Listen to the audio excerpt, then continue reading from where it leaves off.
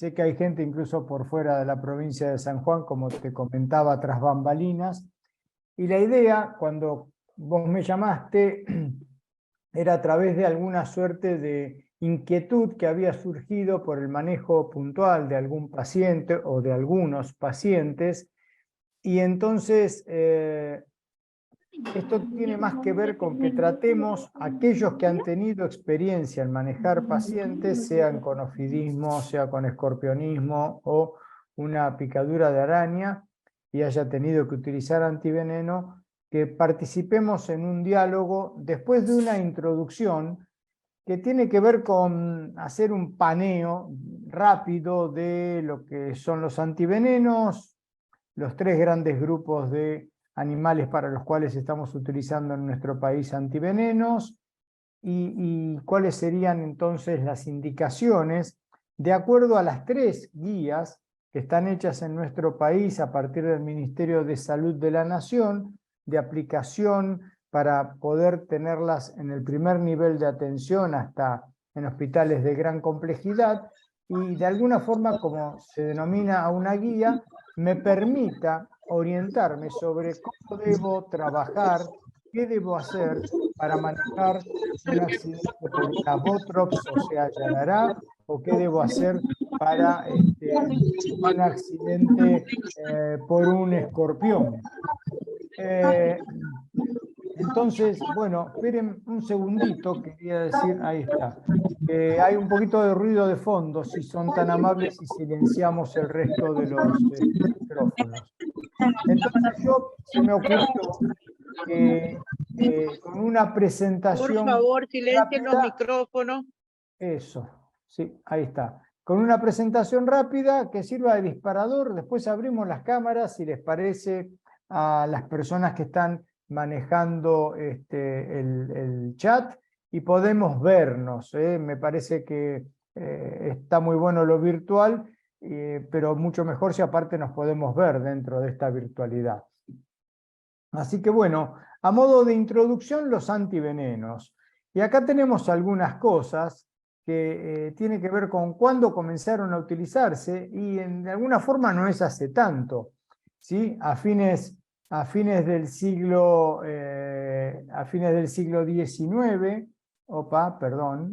ahí a fines del siglo XIX, dos investigadores, uno de ellos muy famoso porque trabajaba en el Instituto Pasteur de París, pero de origen japonés, Kitasato, descubrieron lo que fue la transmisión de inmunidad pasiva mediante sueros de animales inoculados con toxina. Básicamente descubrieron la posibilidad de hacer uso de gamma globulina antitetánica y antidiftérica producida en modelos animales. Ahí comienza esto, que tiene un tema asociado con lo que nos convoca hoy, cuando a partir de 1893, otros dos autores pertenecientes al Instituto Pasteur también, uno mucho más conocido que es Calmet, porque bueno, fue el que también descubrió la BCG, desarrolló, mejor dicho, la BCG, recibió el premio Nobel también por ello, produjeron los primeros sueros neutralizantes de venenos de serpientes. El único tema con esa maravilla de descubrimiento de Physalix y Calmet es que ellos no diferenciaron que un antiveneno producido con un género y especie, por ejemplo, europeo de ofidio, no cruzaba después protectivamente con una especie asiática o africana, y así podríamos dar muchos ejemplos. Recordemos que los imperios inglés, francés en aquella época, en el caso de Francia con toda la Conchinchina, donde hoy está Camboya, Laos, Vietnam, etcétera, eran todos territorios donde incluso había una sede del Instituto Pasteur de París, y entonces esos sueros neutralizantes que sí mostraron que podían proteger a una persona, lo que no estuvo claro en ese primer desarrollo es que tenía que haber especificidad. Y eso pasa pocos años después en el continente, en el país Brasil, nuestro querido Brasil, donde en 1901 Vital Brasil, un médico brasileño que es quien crea lo que hoy conocemos como Instituto Butantan, descubre la especificidad de los venenos de serpientes y que entonces los antivenenos tenían que ser adecuados a cada región de acuerdo a los animales que circulaban o que son parte de la fauna local. En el modelo de Sudamérica tenemos básicamente 4 géneros. Uno de ellos está solamente en la cuenca amazónica, no lo tenemos en nuestro país, que es el género Lachesis o Lachesis, y los otros 3 géneros compartimos con Brasil, que son los que tienen que ver con los nombres populares de yarará, de cascabel y de coral.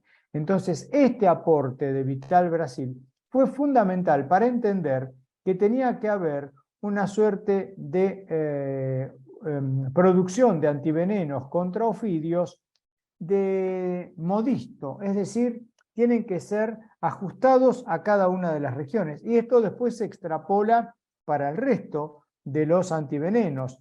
No es lo mismo pensar en un escorpión de la región de Argelia, Libia, ya en toda la región por arriba del Sáhara, que pensar en nuestro escorpión peligroso para el humano Titius. Entonces tenemos que tener esa especificidad y esto también tiene que ver con lo que pasa con las arañas.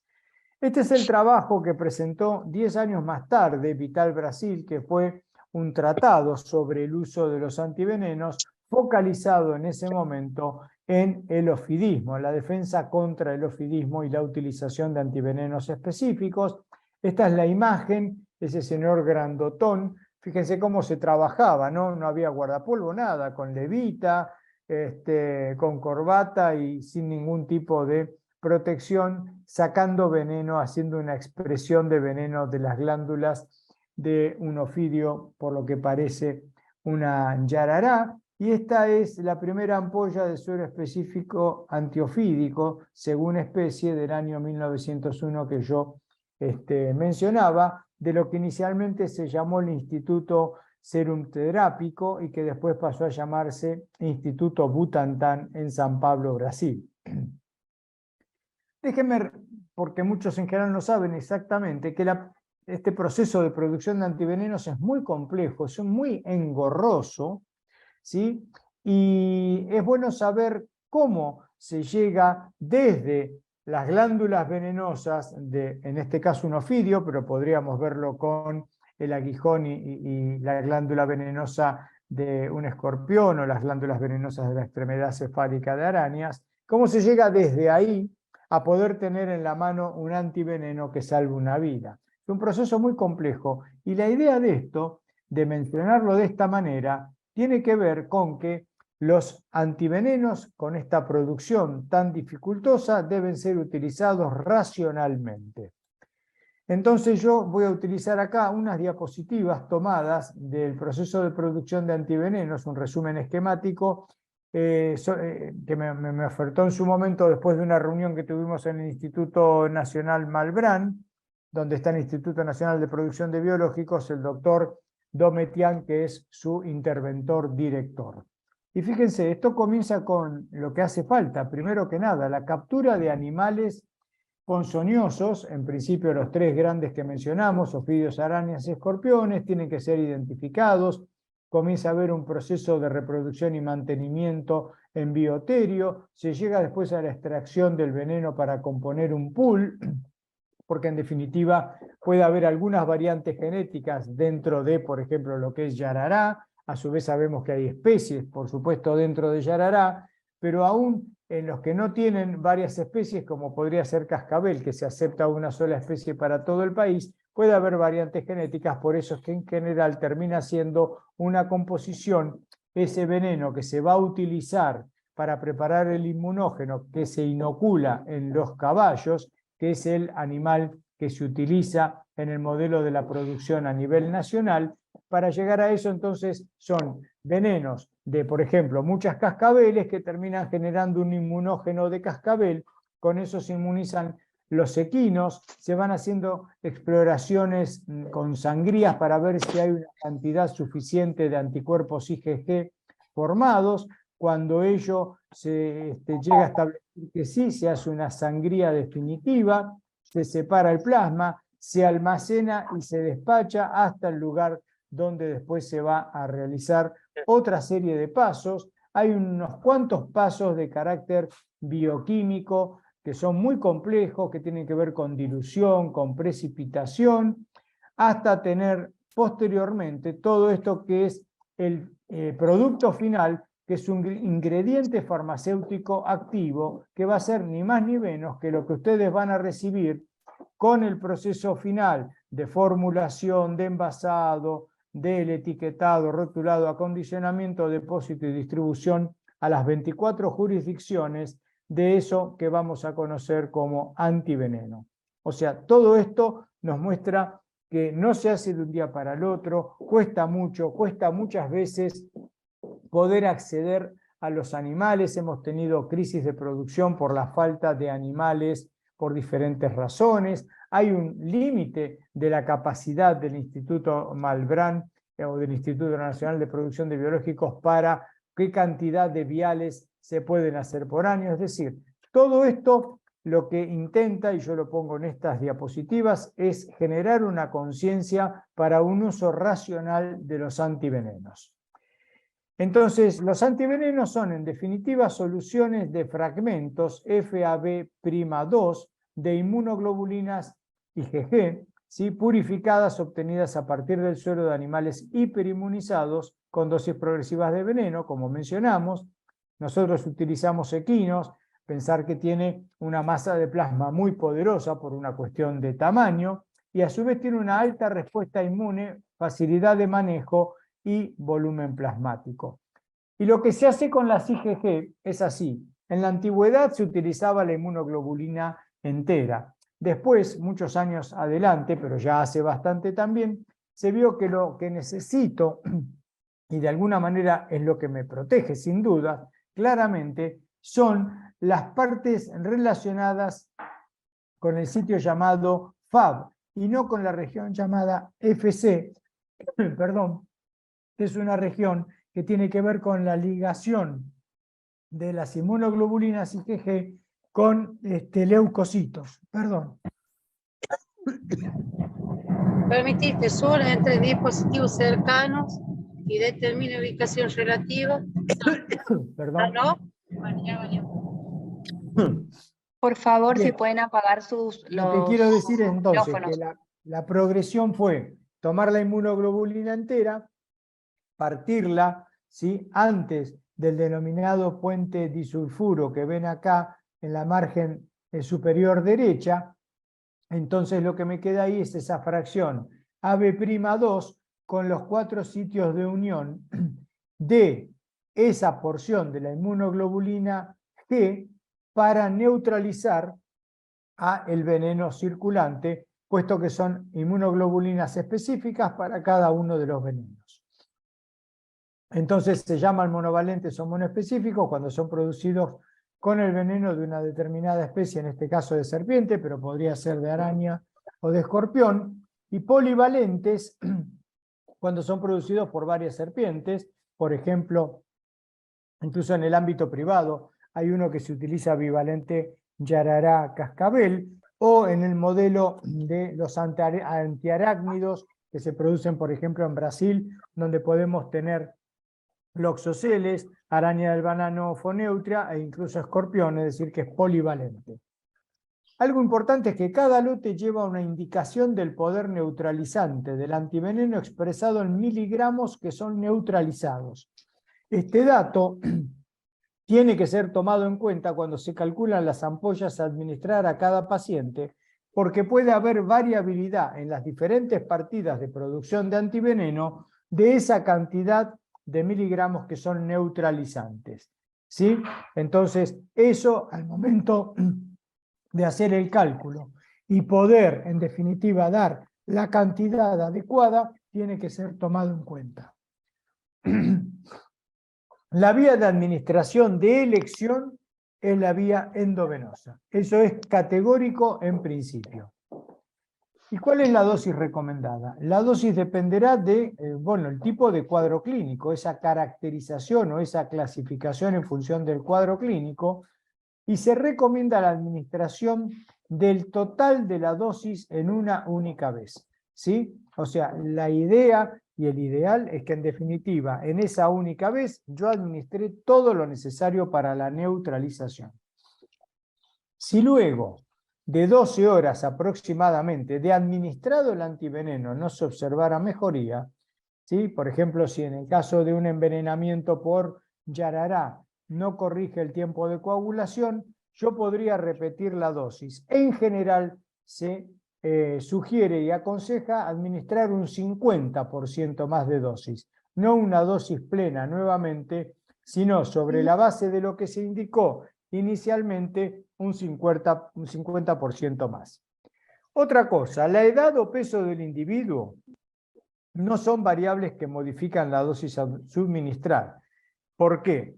Porque yo puedo tener un niño de 7 kilos o un adulto de 80 kilos y en definitiva, si bien hay una distribución diferente de lo que ocurra con la dilución del antiveneno que entró por vía endovenosa, va a haber una suerte de mayor concentración por mililitro de sangre en el niño que en el adulto, porque eso es lógico. El punto final que yo deseo hacer es neutralizar una cantidad de veneno que fue inoculada por el animal agresor. Lo que se recomienda, entonces por eso digo, reciben lo mismo adultos que niños, independientemente del peso. La dosis recomendada, que yo voy a terminar seleccionando, puede colocarse en un volumen de solución o dextrosada o fisiológica, no más de un cuarto, 200-250 mililitros, pasarlo a goteo lento y ante la ausencia de reacciones adversas en los primeros minutos, ahí continúo pasando la dosis por goteo rápido. ¿Por qué? Porque cuanto más rápido administro el antiveneno, antes neutralizo, freno la acción deleteria del veneno. Esto es muy importante. Yo espero unos 5 o 7 minutos, no hay una reacción de tipo anafiláctica, que es realmente la que me puede preocupar, y entonces ahí, en no más de media hora, o sea, con goteo rápido, tengo que pasar todo el volumen final que corresponde al al antiveneno que se presenta de manera líquida y que es necesario sostener en heladera, como las vacunas, y a su vez los 200-250 mililitros que serán donde se diluye. Entonces, la administración del antiveneno debe realizarse con la mayor precocidad posible. Esto es una consigna. Y cuando alguien pregunta, ¿y hasta cuándo tengo tiempo? Mientras hay actividad del veneno, mientras hay cuadro clínico. Es muy variable. Por ejemplo, difícilmente yo tendría necesidad de aplicar un antiveneno en un accidente por latrodectus si me consulta 2 o 3 días después, porque en general todo lo que ocurre fisiopatológicamente en un latrodectismo ocurre, se desarrolla, se expresa y resuelve en no más allá de 24 horas. Pero esto puede ser diferente en el modelo de Botrops o de una cascabel, donde puede continuar. Esto lo hemos visto más en Botrops que en cascabel incluso, porque en cascabel si no administramos antiveneno probablemente vamos a tener más rápidamente una insuficiencia renal, un cuadro más grave e incluso la mortalidad en cascabel es superior a yarará y está asociada justamente con un retraso en la administración del antiveneno, pero hemos tenido pacientes con el modelo de yarará llegando 2 o 3 días, digamos, tardíamente a la consulta respecto del momento del accidente, y ante la presencia de trastornos de coagulación todavía manifiestos que están mostrando que hay actividad del veneno, tener que administrarle antiveneno. Les quiero recordar que si bien hay que actualizarlos, y esto es algo que se está viendo en el Ministerio, la información de los centros de asesoramiento toxicológico de todo el país, insisto, quizá con alguna cuestión que quedó un poco trunca en los últimos años, que era una actualización final, que de todas maneras les puede servir para poder ver los diferentes lugares a los cuales puede acceder cada uno a la hora de necesitar un asesoramiento que acompañe la utilización de los antivenenos. El primero de todos es el Centro Nacional de Intoxicaciones, que corresponde al que se encuentra el Servicio de Toxicología del Hospital Nacional Alejandro Posadas, que está en Aedo, provincia de Buenos Aires, que es un hospital nacional dependiente del Ministerio de Salud de la Nación, pero a su vez en las 24 provincias hay centros locales, es decir, provinciales, u otros incluso municipales. Bueno, de eso se trata este directorio. Por otra parte, aunque también está un poco retrasado en su actualización, tenemos otro manual que ustedes pueden acceder a nivel de la página del Ministerio de Salud de la Nación, que son los centros antiponzoñosos de la República Argentina. Es decir, ¿dónde se encuentran los centros asistenciales donde hay antiveneno? ¿Y por qué es importante recordar esto? Porque a veces en el movimiento de traslado de un paciente desde el lugar donde fue agredido o desde un CAPS o de una unidad de atención primaria de la salud, yo necesito saber que a donde voy a conducir al paciente para que se le administre el antiveneno sea un lugar donde habitualmente el programa provincial, que suele depender de las direcciones de epidemiología, garantiza la provisión, el acondicionamiento, la renovación de los sueros vencidos, etcétera, etcétera, para que yo no vaya en vano a un lugar y cuando llegue me dicen, no, nosotros no tenemos antiveneno. No, lo tienen acá a 40 cuadros, 40 kilómetros en la localidad tal o cual. Para evitar esos innecesarios desplazamientos y ser más eficaces con la velocidad para la aplicación del antiveneno, es importante recordar entonces la consulta de centros antiponzoñosos. Por supuesto que estamos en una época donde, del mismo modo que ahora somos 274 personas en este momento en este masivo chat, la verdad que estoy gratamente sorprendido de que seamos tantos, me gusta que haya interés en este tema porque necesitamos generar docencia, multiplicación del conocimiento, generar nuevo conocimiento, pero entonces, del mismo modo que esto es permitido por la virtualidad, también hoy es fácilmente que desde un celular podemos entrar a la página web del Ministerio y con las palabras centros antiponzoñosos aparecerá la guía. Vemos dónde en mi provincia hay lugares para poseer rápidamente la respuesta con antiveneno y ahí dirigirnos. En ocasiones decimos que lo que hay que hacer no es desplazar al paciente, porque esto depende de una serie de variables. Por ahí tengo un paciente que por alguna razón llegó a un lugar, está bien cuidado, está el equipo de salud, y por ahí tengo un centro que tiene incluso terapia intensiva. Por lo tanto, si no es un centro de referencia de antiveneno, lo que puedo hacer para ganar tiempo es que me traigan el antiveneno, porque por lo menos va a estar muy bien protegido ahí el paciente. Esto es, hay una serie de variables en esta suerte de confección de un cierto traje a medida que termina teniendo en parte cada uno de los accidentados, que depende, por supuesto, de más tiempo de experiencia en el manejo del tema, en tener conocimiento que todas estas herramientas ahora virtuales existen para poder manejarnos de manera, insisto, más eficaz y protectiva del paciente. Con respecto a los ofidios, tenemos, yo mencioné antes, las tres grandes guías, esta guía de prevención, diagnóstico y tratamiento del año 2007, que se actualizó y se ayornó en el año 2014, por ahora no creemos que haga falta ayornarla, en principio está muy bien, aunque pronto tenemos una intención de hacer la revisión de las tres guías para ver si encontramos detalles y como la virtualidad, vuelvo a insistir, nos da la posibilidad de hacer una actualización y colgarla, entre comillas, nuevamente, entonces eso lo tenemos que hacer prontamente. Y ahí es donde entonces yo dije antes que la cantidad de antiveneno que vamos a indicar está asociado con las características del cuadro clínico que tiene el paciente al momento de la consulta. Esto no se trata de una clase ni de ofidismo, ni de aneísmo o escorpionismo, porque sería otra clase, digamos, otra charla, pero sí recordar que entonces hay una clasificación clínica, por ejemplo en el modelo de Yarará, sobre leve, moderado o grave, qué cosas tiene un leve, qué cosas tiene un grave, en esa sumatoria, y sabiendo que siempre hay áreas grises, porque nunca es tan tajante entre un leve y un moderado. Y a veces puede haber alguna confusión también entre un moderado y un grave. Ahora, entre un leve y un grave, claramente hay mucha diferencia. Pero cuando ya ponemos un moderado, ese lugar que camina en el medio puede haber alguna dificultad, porque en esto no hay una regla absolutamente fija, sino que es la sumatoria en el más y en menos de los signos y síntomas que tiene el paciente. A partir de esa clasificación, leve, moderado, grave, ustedes verán que se calcula en parte por modelos experimentales en ratones y otros animales de laboratorio, ¿cuál es la cantidad aproximada de veneno a neutralizar? A cantidad aproximada, y fíjense que es muy variable. Por ahí no tanto en el leve, que hablo de 75 a 100 miligramos a neutralizar, pero ya de 100 a 200 para un moderado.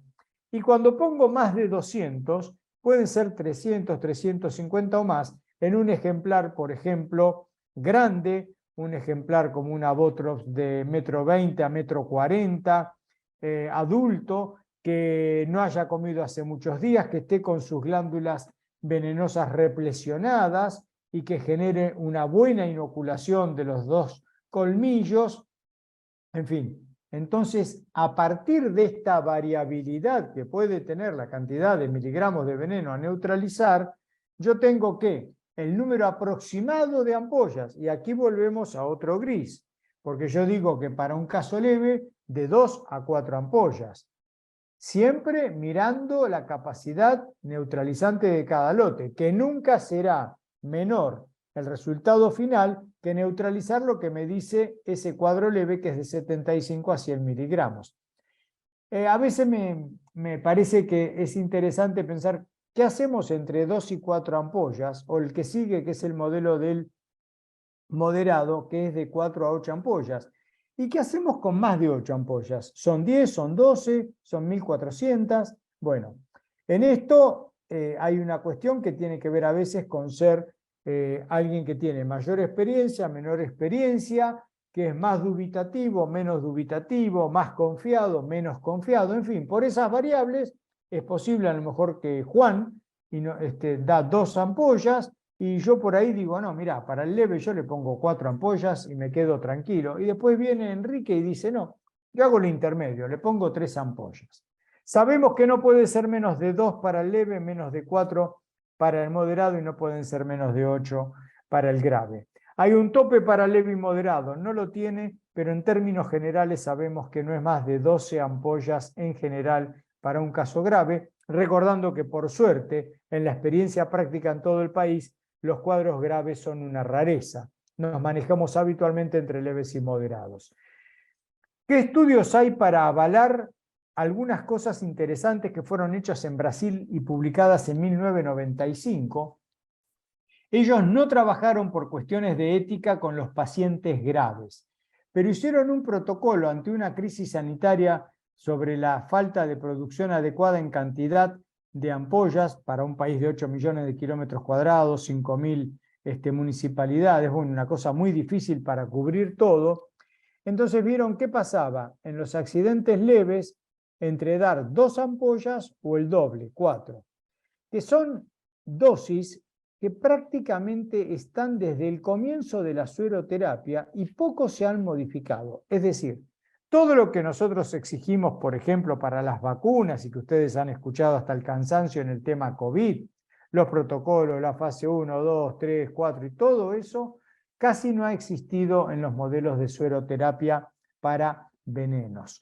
Hay un arrastre de los usos y costumbres que fueron eficaces para cubrir a las personas. Sin embargo, este particular protocolo que se hizo en Brasil para ver si era lo mismo 2 versus 4 en el leve o 4 versus 8 en el moderado, mostraron que para ellos la respuesta de eficacia en los leves entre 2 y 4 era la misma, y entre 4 y 8 para los moderados era igual.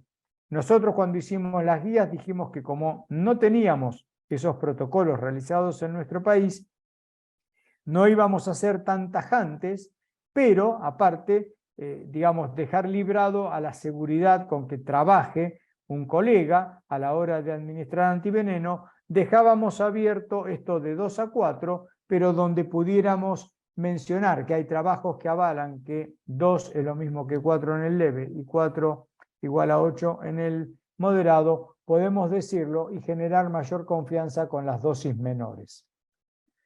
Con respecto a cascabel, también hay una clasificación leve, moderada y grave con los diferentes signos y síntomas. Concretamente, el mínimo a neutralizar en un caso leve son 50 miligramos, 100 para un moderado y 200 miligramos para un grave.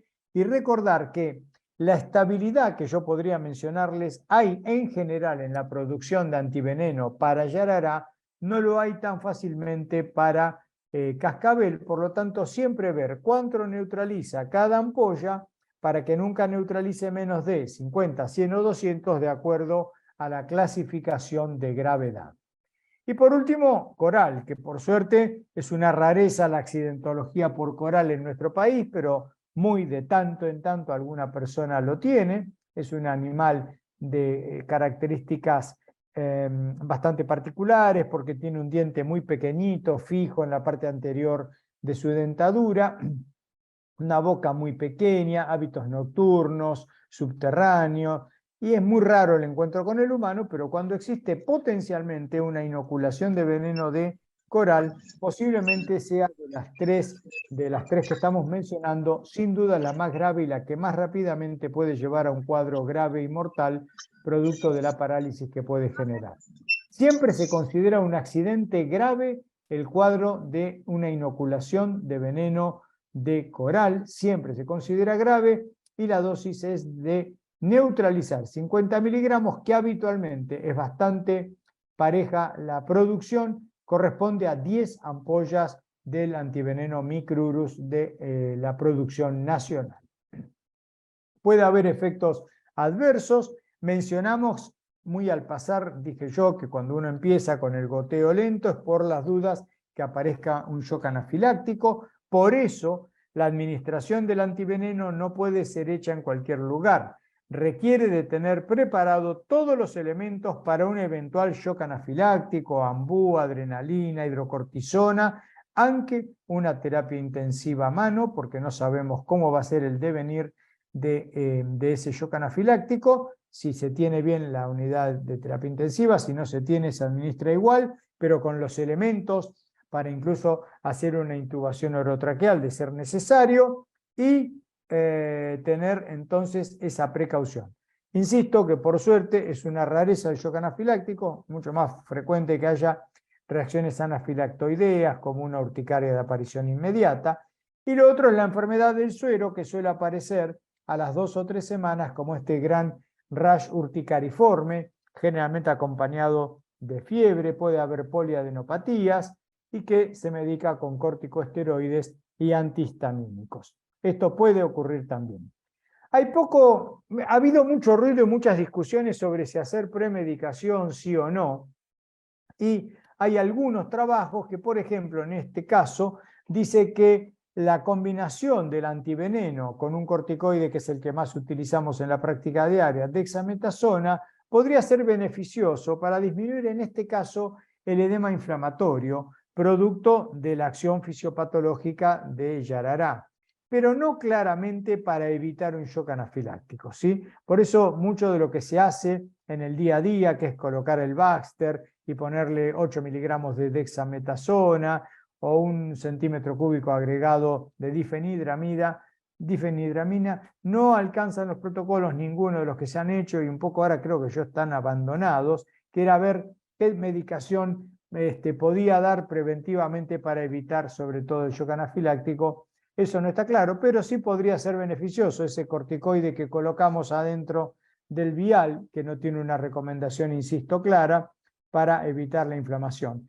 Y algún otro trabajo que en algún momento salió como este, hablaba que una dosis baja de adrenalina, prometacina e hidrocortisona podían evitar los efectos adversos graves y entonces la estrategia con dosis baja de adrenalina, de los que fueron comparados con prometacina e hidrocortisona, evitaría entonces el riesgo de reacciones agudas graves al antiveneno, pero esto no ha tenido repercusión en la práctica diaria en la inmensa mayoría del mundo. Simplemente lo menciono a modo de decir qué dificultad que tenemos para poder realizar algo más que el antiveneno y que de alguna forma estuviera protegiendo eventuales reacciones adversas inmediatas.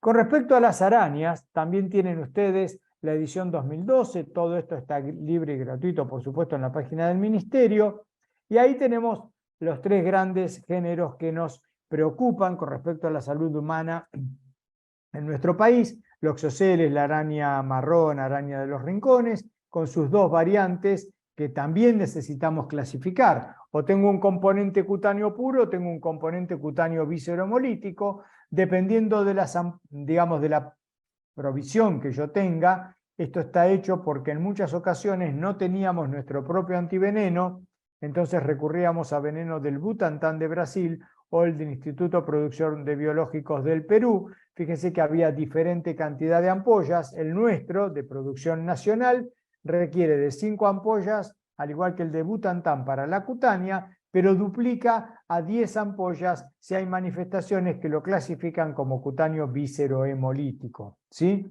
Y como dice acá en observaciones, el antiveneno se ha demostrado eficaz cuando se administra en general dentro de las primeras 36 horas. En nuestra experiencia, y esto es como una adenda de tipo práctica, cuando hemos administrado más allá de las 24 horas, yo creo que a veces menos de hasta los 18 horas, el daño cutáneo, la aparición de toda la necrosis local, no la hemos podido evitar, ¿sí? Cuando ya está delimitada lo que es la llamada escara libedoide, placa libedoide, no lo hemos podido doblegar en esa continuidad del daño hasta la necrosis. Sí hemos tenido algún paciente que tardíamente ha consultado más allá de 24 horas con signos compatibles con componente víscero-hemolítico, y sí frenar la hemólisis a partir de la inoculación de 10 ampollas de antiveneno. Con respecto a la Trodectus viuda negra, también una clasificación. Fíjense ustedes que en el leve no hay necesidad de dar nada. Para saber cómo es la clasificación leve, moderado y grave, los remito a la guía. El moderado solo 1 ampolla y el grave 2 ampollas. Es el más sencillo de todos, con una gran variante, que este es el único que no recomendamos endovenoso porque tiene una eficacia comprobada muy fuerte dándolo por vía intramuscular. Por lo cual, entonces es el único que damos por vía intramuscular nosotros. Se puede dar la vía endovenosa, por supuesto, porque si se coloca un suero para tener al paciente monitoreado, no necesitaría por ahí darle intramuscular, pero insistimos en que hay evidencia suficiente.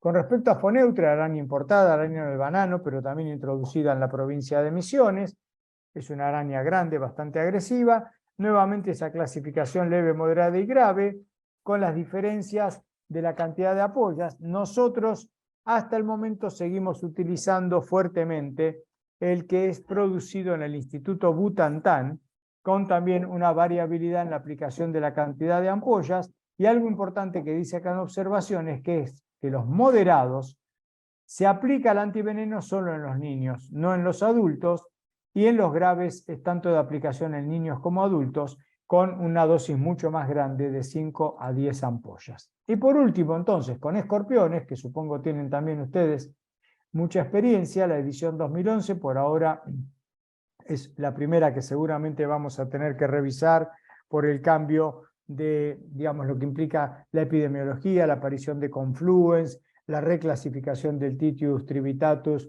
a Titius carrilloi. Y entonces la clasificación, nuevamente un cuadro leve en nuestro modelo y en general en el modelo de la inmensa mayoría, creo, de la experiencia en el país, los cuadros quedan en cuadros leves, pero tenemos un problema, sobre todo en niños pequeños, ustedes también lo saben, por la aparición de cuadros moderados o graves. La clasificación, vuelvo a remitirlos a la guía adecuada, que es esta de escorpionismo, obviamente.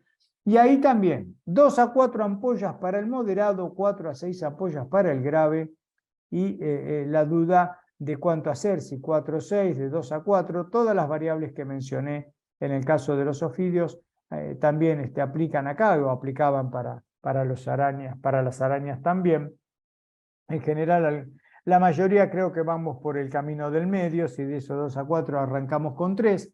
Y ahora una de las cosas que tendríamos que conversar cuando estemos todos juntos, ya somos 291, es ¿qué hacemos con la necesidad de dar más antiveneno?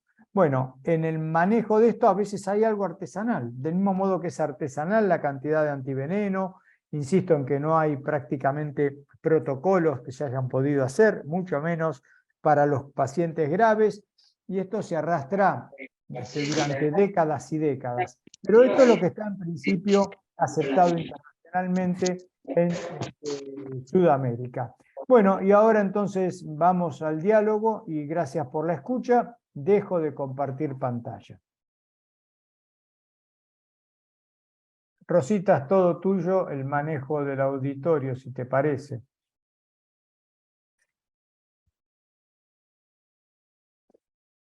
Ahí está. Hola. Bueno, muchísimas gracias, Tomás. La verdad que, y muchísimas gracias a todos los que están 288 ahora.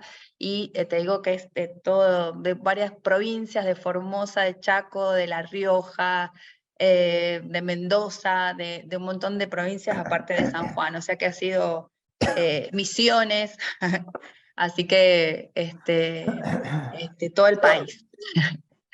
Bueno, Disculpe no que sé si estoy con quieren, un cuadro gripal. si quieren levantar la mano, el que quiera hacer alguna pregunta. A mí me pareció muy interesante, sobre todo lo que comentabas al principio, el por qué surgió la idea de poder hacer esta reunión, y es justamente porque, bueno, hablando con, que no comenté al comienzo, ¿no? Esto lo organizamos desde la Asociación Sanjuanina de Infectología, junto con la Universidad Católica de acá de la provincia de San Juan y con el Ministerio de Salud, la parte de zoonosis. Y hablando con que tiene que estar por ahí, Verónica, seguramente la jefa de zoonosis de la provincia, el tema de los sueros, ¿no? La falta por ahí, de esto de que contabas, la producción, conocer la producción, conocer el déficit que uno puede llegar a tener y para poder utilizarlo mejor, creo que es fundamental. Porque a veces pasa mucho, por ahí nos pasa en la guardia, que a nosotros nos consultan al día siguiente, que tuvieron un caso y que ante la duda, sin síntomas leves o que por las dudas no sabían ni que le pusieron suero. O sea, con todo lo que conlleva, ¿no? Todo lo que puede pasar. Y todo lo que no es tan fácil obtenerlo, ¿no? Así que me pareció muy interesante verlo desde este punto para un mejor manejo. No sé si alguien quiere, o Verónica, o alguien quiere hacer algún comentario, alguien del público me avisa y comenta, ¿no? Saca Sí, Rosita, sí, ¿se escucha? Buenas noches. ¿Qué tal? Buenas tardes. sí. A ver, para que María había levantado la mano primero, G9L, no sé quién es. Ahí está. Ok. Buenas noches, Marcela de la localidad de Mojón de Fierro, Formosa. Marcela Lugo. Hola. No, no. Una pregunta, si estoy en el interior y tengo el suero vencido, ¿hasta cuánto tiempo de vencido se puede utilizar el producto? ¿Cómo era su nombre, doctora? Marcela Lugo, enfermera de la localidad de Mojón de Fierro, Formosa. Un gusto y gracias por la pregunta. Eso quedó absolutamente perimido. No podemos utilizar nunca más una ampolla vencida, a pesar que lo hicimos durante décadas y décadas, y por ahí usted habrá escuchado, y creo que muchos más de los casi 300 que estamos acá, que la utilización de el doble de dosis porque estaba vencida. Claro, han ido cambiando las cosas y hoy yo no puedo utilizar nada vencido cuando no ha sido retitulado por el productor. Por ejemplo, yo puedo utilizar, como ha pasado ante la falta de medicación para la enfermedad de Chagas, el laboratorio Roche se llevó todo el Vesnidazol de ellos, todo no, se llevaron unas muestras, lo retitularon a ver la eficacia y le tiraron en un momento, esto pasó hace 10 años, los infectólogos como Rosita, Mansur se lo sabrán, y de pronto vino 1 año y medio más, tírenle 1 año y medio más, o sea, pero había un documento a partir de una certificación del laboratorio productor. Hoy, un suero vencido en la heladera de un CAPS, de un hospital, tiene que ser desechado. No hay forma de que pueda ser utilizado. Por lo tanto, de acá surge, y por eso le agradezco también la pregunta, porque aclaramos esto, y otra cosa que es, en cada lugar de trabajo tiene que haber alguien responsable con anotación clara y alertas claras para saber, por lo menos, 1 mes antes qué antiveneno se va a vencer. Porque yo tengo toda la cadena para llegar, en su caso, a Formosa Capital, y si Formosa por alguna razón está medio corta de antiveneno, tendrá que mandar el alerta al Instituto Malbrán o al Instituto de Producción de Biológicos para que después se genere toda la cadena que permita que usted pueda recibir antiveneno y saber que siempre tiene en una región aparte donde los ofidios son como parte del paisaje, por ejemplo, antiveneno, pero también para escorpiones o arañas. Así que no se utiliza vencido, no se puede hacer más y tenemos que tener el alerta de los vencimientos para la reposición en tiempo y forma, y no que cuando llega esa persona mordida o injuriada, digamos, no tengo antiveneno. Muchas gracias. Un gusto. Agostina. ¿Qué tal, Rosita? Acá estamos con la gente del Servicio Médico de la Mina de Veladero. Roberto es farmacéutico. Nuestra duda, para tener un plan de acción, digamos, con esto, nosotros tenemos 3 horas y media hasta llegar a Tucumán, a Iglesia, y tenemos gente que viene de comunidades, donde puede suceder, digamos, que algún ponzoñoso, no digo una araña, pero quizás, no digo una víbora, pero sí una araña, venga en algún equipaje o en los camiones que transportan cosas acá. ¿Qué centro sería como el más recomendable para nosotros, sabiendo que ya tenemos esa demora hasta el primer lugar, digamos, de ciudad, que sería Tucumán de Iglesia? Tenemos 2 horas hasta el Rawson. Sí, ahí está Verónica, la Verónica de Zoonosis, que si quiere contestar mejor, porque están en el Rawson hay y en el Marcial Quiroga hay, pero creería yo que en los otros hospitales también tienen, ustedes tienen el hospital de Rodeo más cerca. Bien, no sabíamos si había en Rodeo. Eso yo Sí. creo que sí. Bueno, buenas noches a todos, un gusto, muchas gracias doctor, Rosita, a todos. Gusto. Es importantísimo esto, siempre nos surgió poder hacer este curso, esta capacitación específicamente en la aplicación del suero, ¿no? Y en el tema en la provincia de San Juan, yo creo que como lo explicó el doctor, es saber bien dónde están los sueros y lo que es la complejidad de colocarlos. En los 19 departamentos, en algunos están los microhospitales. En los microhospitales están los sueros de toda la provincia, los grandes para la colocación, y cuando hay algún inconveniente o llegan tarde los pacientes y necesitan derivación, terminan con derivación al Hospital Rawson o al Hospital Marcial Quiroga, que tienen las terapias y están más capacitados para la atención cuando vienen más complejidad o vienen con los pacientes se demoran en la atención, no en la consulta. Pero los microhospitales están, y lo que siempre hacemos hincapié en las farmacias de cada hospital es mantener permanente, como dijo el doctor, el stock de cada uno. Y eso siempre tenemos una comunicación con el área de zoonosis y de Nación, del ministerio, que es el cual ellos deben saber en cada uno de los centros y en cámara de la provincia los sueros que tenemos, porque sabemos que son escasos, y los vencimientos. Cuando ha habido una extensión de vencimiento por parte del Instituto Malbrán, que estudió la potencia y pudo extender el vencimiento, eso siempre han habido documentos que lo apoyan y lo avalan. Eso lo hemos podido acercar a cada farmacia para que de igual manera se deben mantener con el vencimiento en cadena de frío tal cual uno que no esté vencido por algún inconveniente que tenga el Instituto Malbrán en producción y que haya estudiado la potencia de ese antiveneno. Entonces en ese momento se han extendido los vencimientos con ese documento que lo hemos podido acercar a cada farmacia responsable del stock.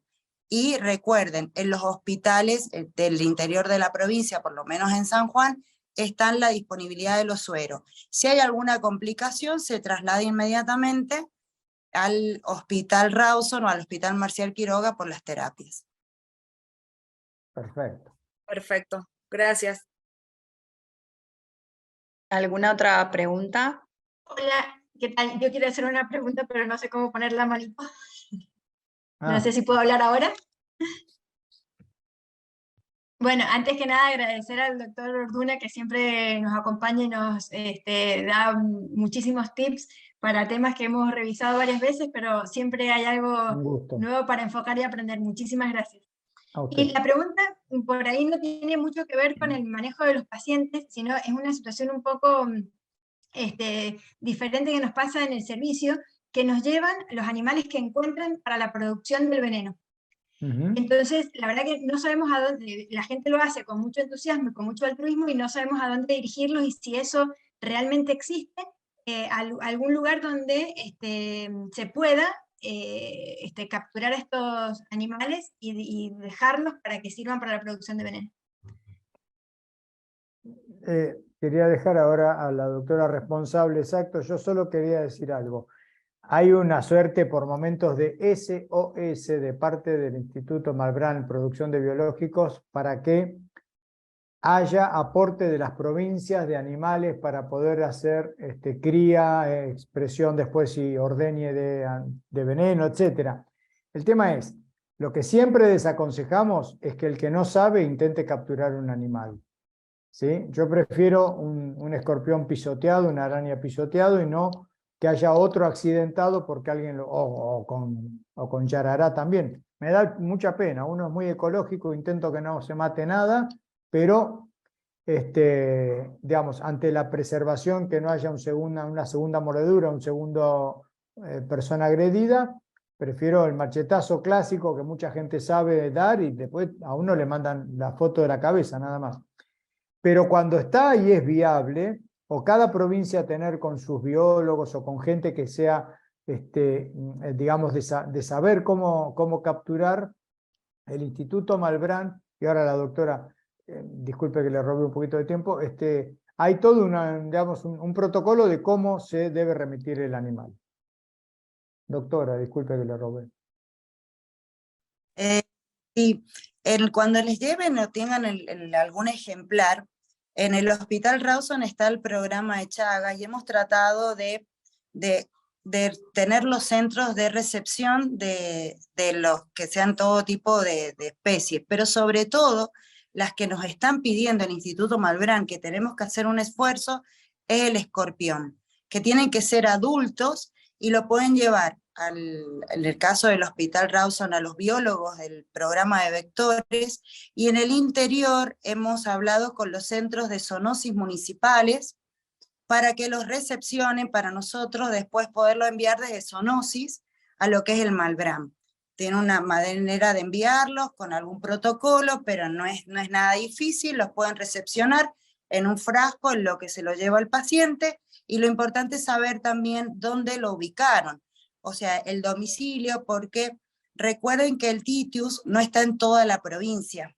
Entonces también es importante ver dónde lo están localizando, porque recuerden que tenemos 19 especies que no son las y ha ido avanzando en la provincia. Entonces es importante, si lo encontramos, ubicar el domicilio, un teléfono o algo que pueda hablar con la persona, y nosotros lo recepcionamos. Hemos hecho una aplicación, un pequeño QR para que tengan los videitos de cómo prevenir, y ahí mismo está también cómo pueden obtenerlo y enviarlo o a zoonosis, a algún centro de salud, a algún hospital, a algún centro de zoonosis.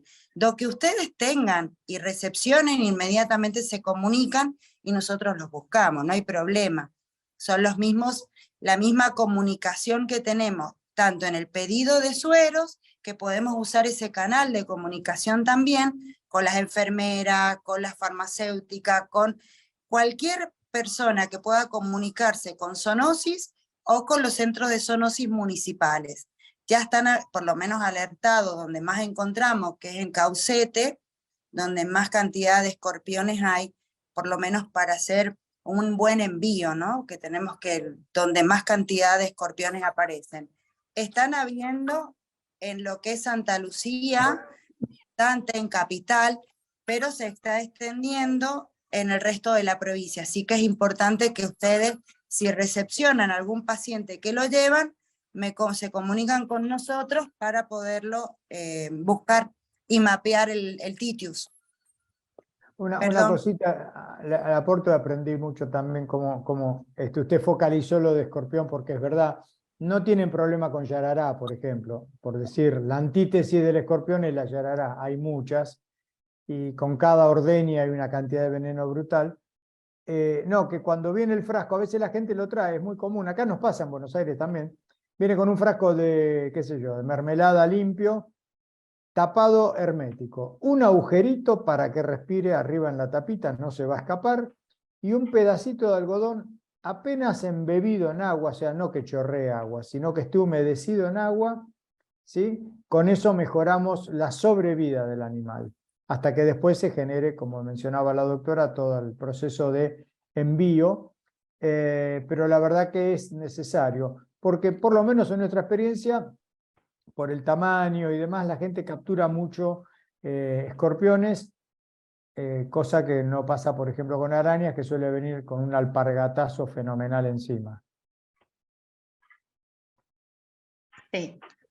En unas consultas en el chat que hay, de paso, dice cuáles son si hay contraindicaciones para la administración de sueros antiveneno en niños.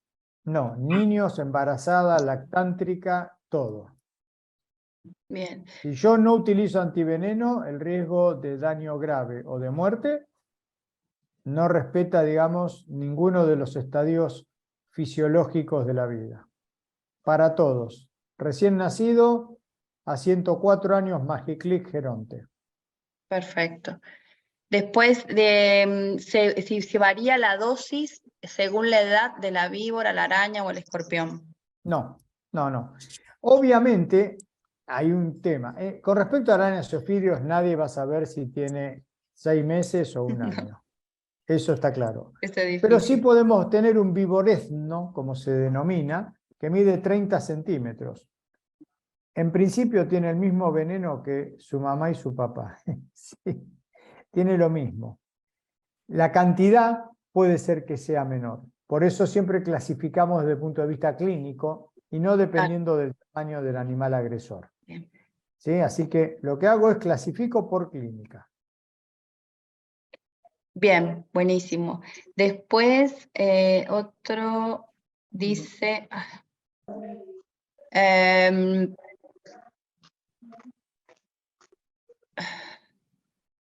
Espera, que se me fue arriba ahora. ¡Ay, Dios! Dice la administración, si es inmediata el suero, no se hace, la administración no se hace antes o en conjunto con un corticoide o difenhidramina, será difenhidramina, o se lleva las ampollas disponibles hasta otro centro que se pueda administrar las ampollas totales de una vez. A ver, en general, lo que dijimos. Perdón, ahí siga. Si los corticoides están recomendados antes de la aplicación del suero. No, por eso, no hay una recomendación formal de su utilización, ni de los corticoides, ni de la difenhidramina. En muchos lugares, por una sensación de confianza del equipo de salud, se le agrega, como dije, 8 miligramos de Dexa, 1 centímetro cúbico, pero eso no garantiza que yo no tenga una reacción anafiláctica. Por ejemplo, por lo tanto, tengo que tener preparado todo, incluyendo la adrenalina, que es fundamental. Porque lo que salgo de un shock anafiláctico, ustedes lo saben, es con adrenalina.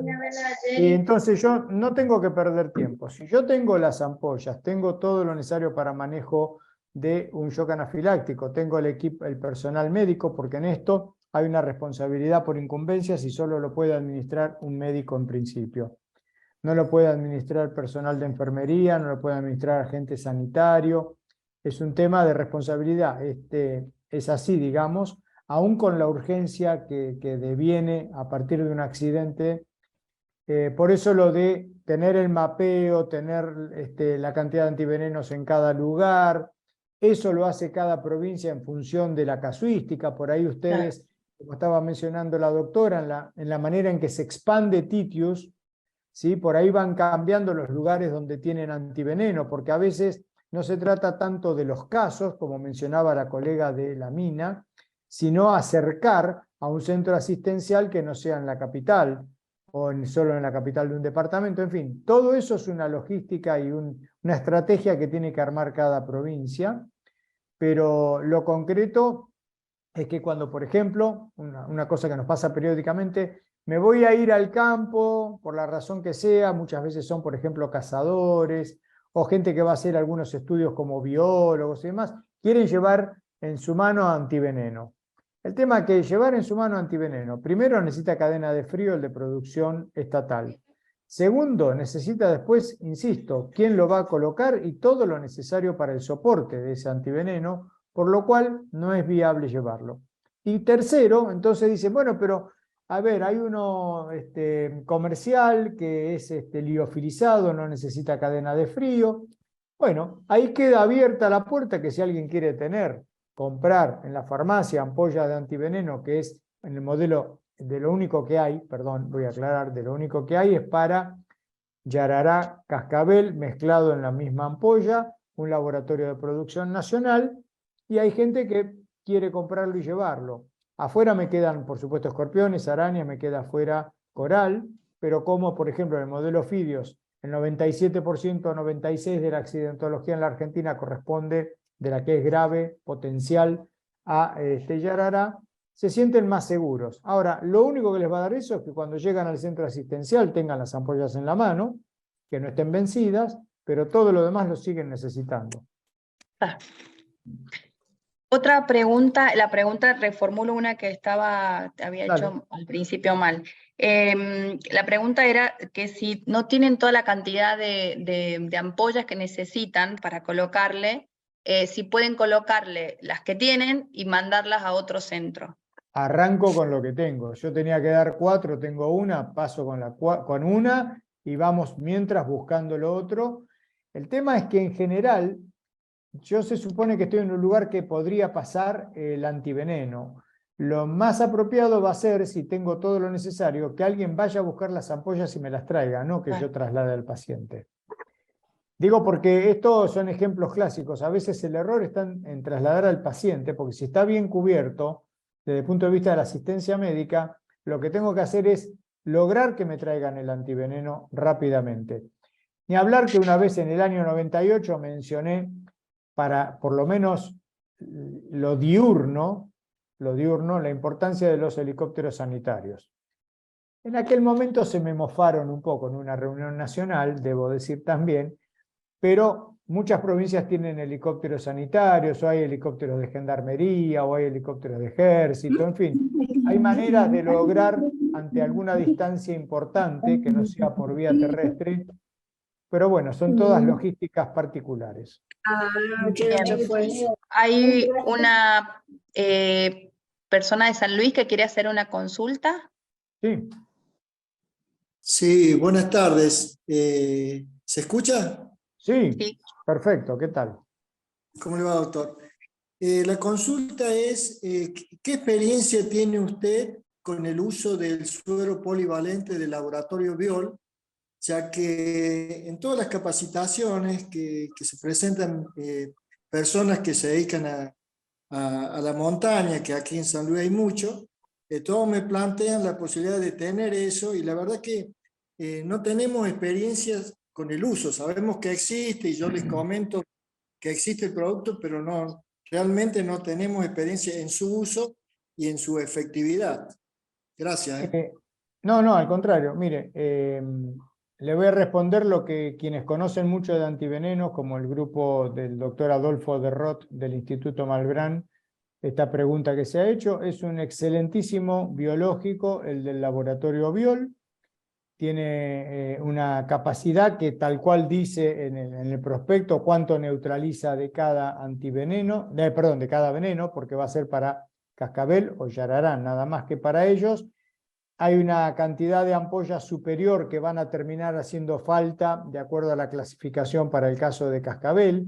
Una de las cosas es que muchas veces por ahí la cantidad de ampollas que se llevan en ese caso puedan servir para neutralizar yarará, pero no para neutralizar Crotalus porque tiene menor cantidad por ampolla. La ventaja del liofilizado está. El Instituto Nacional de Producción de Biológicos hace 20 años había comenzado una línea y la sostuvo un par de años de producción de liofilizado para evitar cadena de frío. Después, por razones varias, se dejó de hacer y no se retomó. Es dable esperar que alguna vez ocurra, pero es bueno y tiene muy buena experiencia la gente de veterinaria, porque es el que más se utiliza en accidentes de animales, domésticos o ganado, donde tiene la misma indicación que para los humanos, es decir, salvar la vida de un perro o de una vaca, ¿sí? Y ahí se utiliza mucho. De hecho, por lo menos en 3 ocasiones tuve que utilizarlo para perros, indicarlo para perros y anduvo muy bien, ¿eh? Así que eso es lo que le puedo decir, pero recordemos, no alcanza con el antiveneno en la mano. Muchas gracias. Un gusto. Después hay otra pregunta que dice, ¿qué tiempo de observación debe tener un paciente con síntomas leves luego de un accidente con escorpión? Lo teníamos clasificado en 6 horas para adultos, 6 horas como mínimo, pero, y eran de 12 horas por lo menos para un niño, totalmente con un periodo de cobertura muy amplio. Hoy creemos que todos, adultos y niños, con picadura de escorpión en áreas donde hay accidentes por Titius, ¿sí? El mínimo es 6 y de ser posible o se va con pautas de alarma al paciente que esté a una distancia adecuada para retornar, porque eso lo hemos visto, pacientes que después de 6 horas comenzaron con clínica, un fenómeno raro, porque es un veneno neurotóxico, no debería tener un retraso tan importante de más de 6 horas para generar cuadro clínico, pero bueno, el mínimo es 6, si puedo llevarlo a 8 o 12, mejor. La inmensa mayoría de los cuadros debutan entre la primera y la segunda hora, y ahí viene la progresión, eso sobre todo para el modelo de casos moderados y graves se da en ese tiempo. Bien. Después preguntan también si en caso de que haga una reacción grave, una reacción alérgica grave, si se hace una reacción alérgica, si se suspende la administración. Se suspende transitoriamente. Atiendo la reacción alérgica grave y después tengo que administrar el antiveneno, porque nada va a neutralizar ese veneno si no es el antiveneno. Bien. Después, en el caso de que dice que estuviese en el suero y si se puede colocar intramuscular, si queda lejos del hospital y lo tienen, por ejemplo, en el campo. Sí, lo que pasa es que cuando uno piensa, ahí hay variantes. Ya quedó claro que el Atrodectus es muy eficaz por intramuscular. No tendría problema, de alguna manera, aunque es más lento intramuscular que endovenoso, para una Loxoceles, araña de los rincones. Para una neurotóxica como Foneutria, tampoco tendría problema. Ahora, ¿qué pasa cuando yo tengo el daño de los vasos, de los endotelios que produce el veneno de yarará, y a eso le sumo que puede llegar a incoagulabilidad sanguínea por consumo de todos los factores de la coagulación? En definitiva, las hemorragias son parte del cuadro clínico. Darle una intramuscular, yo tengo 2 fotos que paso desde el año 84, 85 más o menos, que las hicimos en una experiencia muy particular, que el paciente llegó no solo sangrando por las encías, sino por el agujerito donde le habían dado una dexametasona intramuscular, ¿no? Después de 3 horas, entre que lo vieron la primera estación hospitalaria todo, y lo mandaron al hospital, sangró todo el tiempo por el agujerito del glúteo. Una de las cosas es que se pueda formar un bruto hematoma que retrase, por ejemplo, la real cantidad de antiveneno en sangre. Entonces, se podría hacer heroicamente, pero son rarezas, son excepciones. Se lo puedo hacer, ya no conozco exactamente cuánto va a tener circulando y cuánto va a neutralizar, y puedo tener complicaciones. Y en el caso de cascabel, recordar que el veneno per se genera miositis, produce daño muscular. Por eso agregarle otro daño, que es la incorporación de 20 centímetros cúbicos, porque aparte de una cuestión volumétrica, ¿cuánto voy a poner en glúteo para sostener entonces la cantidad total de antiveneno? La verdad que eso lo hace súper complejo y está desaconsejado, a pesar que no está prohibido, digo, no es una contraindicación absoluta, ¿no? Perfecto. Dice que si el paciente, otra pregunta, si el paciente mejora con una ampolla de antiveneno, si hace falta completar la otra, la dosis. Cuando clasifiqué y yo dije es moderado y necesita tanto, completo las dosis por las que clasifiqué inicialmente. Perfecto. Preguntaban también si deberían implementar el liofilizado en el alta. A ver, que se me acá, si deberíamos implementar el liofilizado para la cordillera, porque han visto Cascabel y Yarará en zona de arroyo turquesa.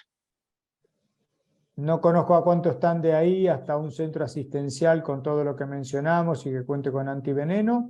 Insisto, en algunas actividades en zonas rurales, selváticas y demás, muchas veces uno ha aconsejado, digamos, que si ante la cuestión concreta, quiero comprar el antiveneno, sí, fenómeno, bueno, y hemos aconsejado. Eso es solo para llevar en la mano el antiveneno. Lo que yo necesito saber es hacia dónde me dirijo cuando se produce el accidente. En todo caso, cuando llego digo, acá traigo el biológico, pero todo lo otro lo tiene que poner en lugar asistencial. Que si es un CAPS con una atención básica, difícilmente sea el lugar para tratar un shock anafiláctico, probablemente no haya capacidades. Después, otra pregunta de si con la picadura de alacrán, que es muy común en nuestra zona, que no sé de dónde es, María Quintero, bueno, si es necesario realizar electrocardiograma al paciente que consulta por picadura de alacrán. No, mientras no tiene sintomatología, no. Y por definición, eso sería un cuadro leve. Los moderados y graves requieren de terapia intensiva. Repito, cuadro clasificado como moderado o grave en los dos modelos no solo recibe antiveneno, sino que pasa a unidad de terapia intensiva, porque lo que más le tengo miedo es a la miocardiopatía, la miocarditis que produce potencialmente. Por lo tanto, la protección tiene que ser máxima y es de terapia intensiva. Y ahí sí hay que utilizar toda la mejor logística para el traslado, que generalmente 99% van a ser niños pequeños, a un centro asistencial con UTI pediátrica o UTI que sepan manejar a un niño por ahí de solo 7 kilos y muy pequeñito. Bien. ¿Alguien más quiere hacer alguna pregunta? Creo que ya estamos, lo vamos a dejar descansar. Para los que, para que sepan, queda grabada la charla. Ahí habían puesto el mail Beatriz de la Universidad Católica para que le escriban a ella y ella les va a reenviar la información de la clase que estaba grabada. Bueno, ¿alguien quiere hacer una pregunta? La última. ¿Quién es? ¿Qué pone yo? ¿No le quedó claro a alguien? Está muteada. Está muteada. Marta, está. Abra el micrófono, Marta. Tiene el micrófono cerrado, Marta. Ahí. Ahí Ahí. estamos. Mi consulta es porque el doctor dijo que no podíamos utilizar los sueros vencidos, pero nosotros tenemos autorizado por ANLIS en este momento 2 sueros. El Micrurus, que fue el año pasado, se venció y ahora nos lo extendieron hasta septiembre de este año. Y el Latrodexus también hasta junio de este año. Está autorizado por ANLIS. Exacto, ahí está lo que decíamos. Cuando se hizo el repautado de la capacidad neutralizante, y lo hace porque es por número de partidas, lo hace nuevamente el Instituto de Producción de Biológico, que hay todo un trabajo que se hace con modelo ratón, digo, para saber que esto requiere de un trabajo minucioso para decir que ese antiveneno sigue neutralizando tanto cuanto, y ahí viene la extensión del periodo de vencimiento. Pero si yo no tengo eso, como ha pasado y lo había comentado la doctora a cargo de toda la distribución en la provincia de San Juan, que se me borró ahora el nombre, perdón, Rosita, ¿cómo se llama? Verónica. Si yo no tengo ese material concreto, que es un documento que me habilita, per se yo no lo puedo decidir. Porque estoy usando un medicamento vencido y es como dar lo que se le ocurre, penicilina, insulina o lo que sea vencido. Con lo cual, lo que pase a posteriori, si es en negativo, el primer culpable soy yo porque utilicé algo que no servía. Ya tengo a la ley en contra seguro. Aunque se haya utilizado durante décadas vencido a doble dosis. Eso es anécdota. Digamos, los tiempos modernos llevan a una mayor seriedad y sobre todo lo que se llama seguridad del paciente. Y una pregunta más, porque nosotros acá recibimos muchas picaduras de alacrán. La mayoría son leves, ¿sí? O sea, son pacientes que están en observación y solamente se le hace el tratamiento sintomático. Correcto. Mi consulta era si había algún síntoma o signo marcador en el niño, porque creo que ahí es donde se presenta por ahí la dificultad, ¿no? Para hacer oportunamente el suero. Sudoración profusa, tendencia a los cambios del sensorio, irritable o deprimido, y vómitos frecuentes, profusos.